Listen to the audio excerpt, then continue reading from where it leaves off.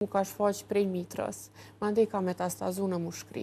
Jam person që i du fëmijët edhe normal në planifikimet e mia familjare kanë qenë edhe fëmijë tjerë. Ka qenë shumë e vështirë normalisht, se kemioterapia t'lodh shumë, ta merr fuqinë, energjinë, i ka efektet e veta anësore, bin flokt.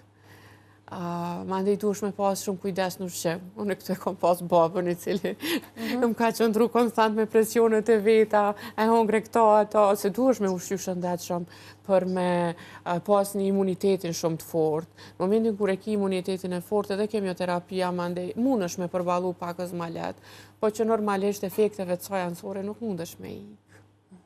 Po, cilat organe i ka goditur kjo smundje tek djellza? Diagnoza që unë e kom pas është kancer i ishtrave, po që del me u shfaq edhe në inde të buta.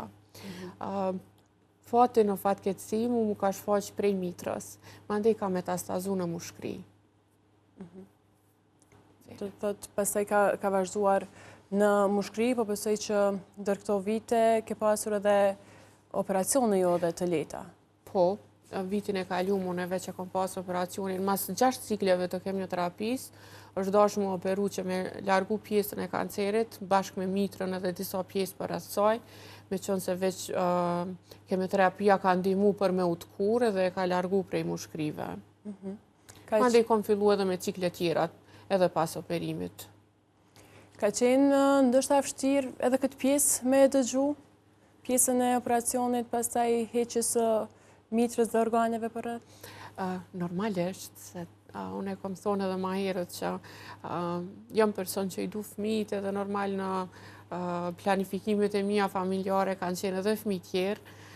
E kom pranu si fakt edhe si lajm, po që me kohën është një fardhimbje e ime janë heshtje personale, cilën nuk është që ndaj shumë me njerëz edhe këtë pjesë, po me kohën besoj që stabilizona edhe në atë aspekt.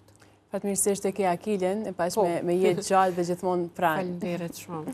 Po tash për këto vite që ka Akili, cike që në një moshë shumë të reve se ka qenë për rreth energjive të tilla, sa je mundu ndoshta me mbajt atë frymën familjare prapë si shtyllë e shtëpisë, edhe në raste të tilla? Jo mundu çdo det. Edhe në ditët ndoshta kur trupi është lodh, unë prapë nuk kam hjek dorë, jo mundu me qëndru si nanë, si gru, me vazhdu jetën normale. Pa u mundu me reflektu të djali dhe mja përqu energjin që unë jam smut, se normala ka qenë i vogël edhe nuk e ka di se që ka pëndodh.